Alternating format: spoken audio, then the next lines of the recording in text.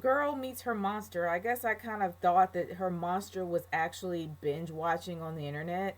Because I'm not going to lie, sometimes a good show can actually get you, I don't know, so caught up that you actually do kind of miss out everything in the outside world, especially this day and age where anything digital happens to be, well, addictive.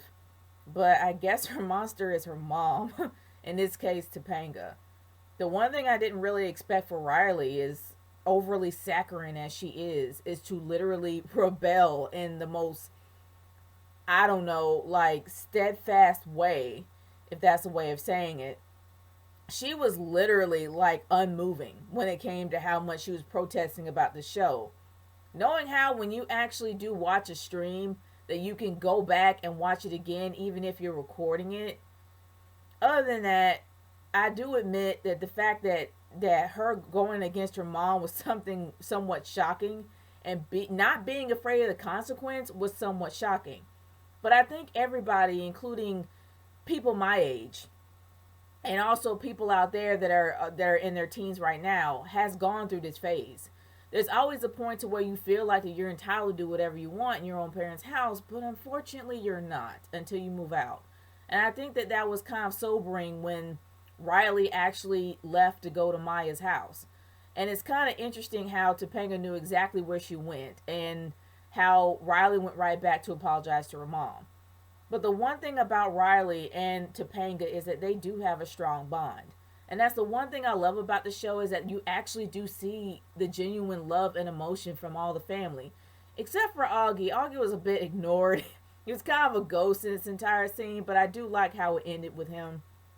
And I'm happy that there was no side characters in this, especially when it comes to Ava Morgenstern, or Doy, or anybody else. I'm kind of happy that it was just the Matthews family conflict. I'm happy to actually just see that. But the one thing that I kind of laughed at was how ignored Augie was. It was pretty funny, but pretty sad at the same time. I just said, am I enough? No. Poor Augie. But in the end, you kind of saw that the two guys got together, and then you also saw that the mother and daughter got together in the very end, and it was nice. But the one thing that I kind of wish that they talked about a little bit more was the fact that she was binge watching a bit too much. But they probably did want to go a little further with that, seeing how that kids these days really do go into binge watching, and how binge watching is a thing now with Netflix, Hulu, Vudu, how we have access to so much material and like right there in front of us, instead of waiting a few months, or waiting another day, or waiting a week for an episode to come out. We actually do have the resources to binge watch an entire season within maybe in a span of a few hours, let alone a few days. I kind of wish that they did acknowledge that a little bit more, because in a way it kind of can become a problem. Even though you have something at your disposal and you're able to watch it whenever you want, sometimes people actually do watch it straight away through instead of just taking their time. That's the one thing I kind of wish that they acknowledged in this episode.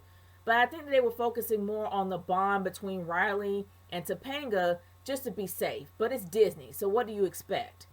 I'm not gonna lie, the guys were a bit more girly than I expected, even Zay. And I guess I'm not gonna really say girly. I mean, I don't really know a lot of guys that are that brings, I don't know. I'm not gonna really go there. Maybe that's a big stereotype. Maybe that's a thing. I'm older. I don't know what's going on in the whole millennial world these days, or what teens do these days. But I will say that it just seemed a little bit saccharine when it came to how the guys acted. And not to mention how Riley, I mean, I'm going to be honest. There have been a lot of teenagers that have rebelled against their parents, and they always end up throwing up the threat of moving out. And even when they move out, they're scared to death. Riley was actually taking this in stride. She was sad that she hurt her mom, and she didn't think she could go back home again because of her pride. But honestly, people would be scared to death for taking that step for the first time and have nowhere to go. And if you have $17 in your pocket, let's be realistic, that can't take you anywhere. So especially in New York. So my thing is, why wasn't she freaking out a little bit more? But then, like I said, Disney, they're going to come to the most realistic, saccharine way of handling things. And that's the one thing that you got to expect with the show being on Disney Channel. But it wasn't all bad. You honestly saw that they really did love each other and genuinely cared about each other a lot. Even when Riley was gone, it broke Topanga. And we usually don't see Topanga break. But it broke her to see her daughter walk out. And even though Topanga can be hard headed, extraordinarily stubborn, and scary at times, she loves her family, especially her daughter, her only daughter. And you can kind of see how much they loved each other at the very end when they sat by the door. And I thought that was really sweet. I thought it was weird that all her friends were staring in the window. But then I kind of found it interesting that at times you saw Lucas and Maya standing next to each other, and then Lucas had his own window, and Riley had and Maya had her own window, and then the guys had their window. It was just weird. I think that they keep teasing it sometimes, and they don't tease it other times. But at this point, we really don't know if there's going to be another season 4, so I'm not going to really go into too much of the ships. And this is also there's another thing that makes me happy. This was not a ship heavy episode. There are times that I love to see ships, and honestly, I can't believe I'm even saying this because I really never really mentioned the word ship. But when it comes to the ships of the show, the biggest ship of all, of course, is Riley and Maya. But then the whole triangle thing kind of made it interesting. But this was not a ship heavy episode. Even I guess the best way of saying it is that it wasn't so much about Lucas and Riley, which really does make me. I don't think it ever was about Lucas and Riley after Ski Lodge.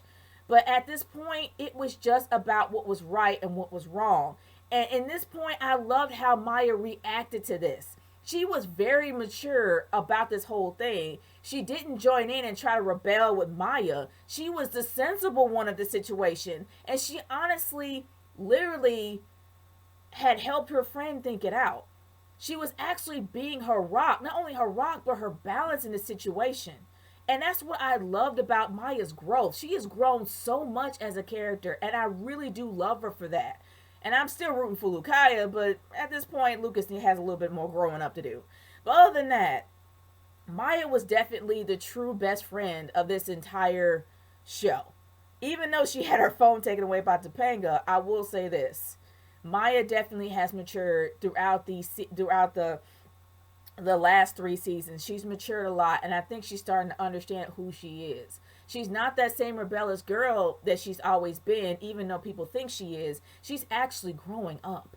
And I love that in that episode. She actually talks sense into Riley. And Riley's usually the one that tries to talk sense into Maya, but it's in reverse this time. And she actually behaved like a best friend. And I love that about Maya. I really did.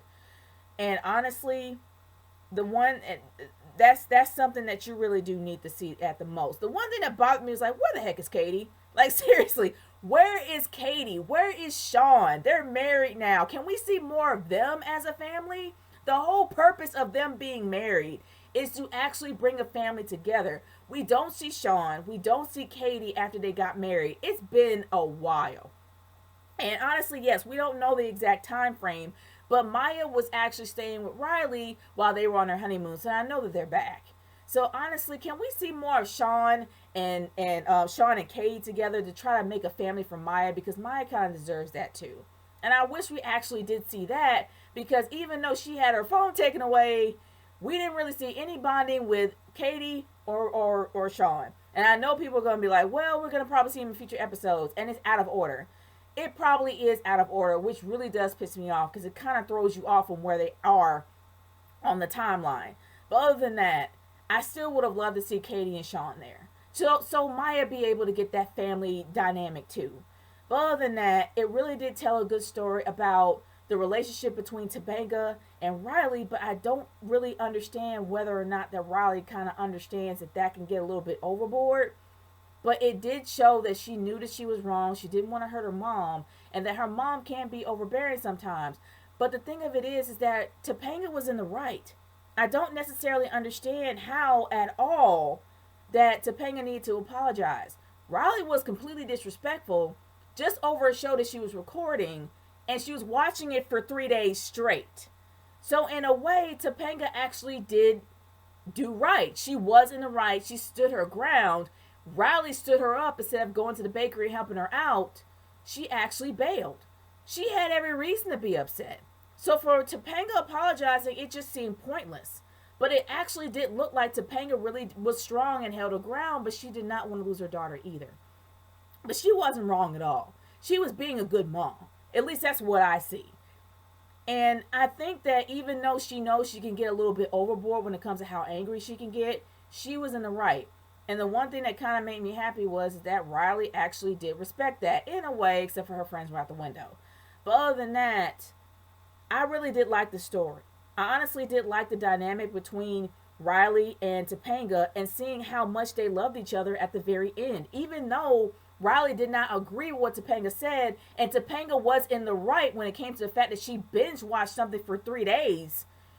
It just shows that regardless of whether or not they agree, they still agree that they'll agree or disagree. They still agree that they love each other, no matter what.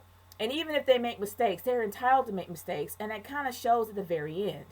But I still don't think that Topanga should have apologized. I still think that she should have remained stern and be like, look, I love you. I want the best for you. I've always wanted the best for you. But you binged watched this show for 3 days straight. You bailed on me when it came to the bakery. You know what your punishment is. You got to finish it out. I would rather have her stay true to what she stood for by punishing Riley and what the reason was for, instead of trying to apologize in the very end just to come to a conclusion. That's the only gripe that I have in this episode. But other than that, this episode was good.